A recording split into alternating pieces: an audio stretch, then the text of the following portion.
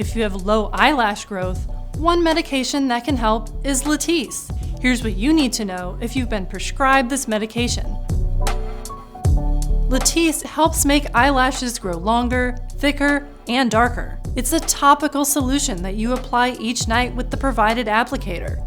For each eye, you apply 1 drop onto the applicator and then brush the medication along the skin of the upper eyelid where the lashes grow out of.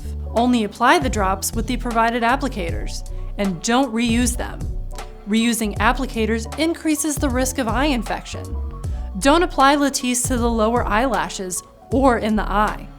Blot any medication that gets outside the upper eyelid with a tissue or cloth. Side effects may include itchy, red, or dry eyes, and darkened skin where the medication is applied.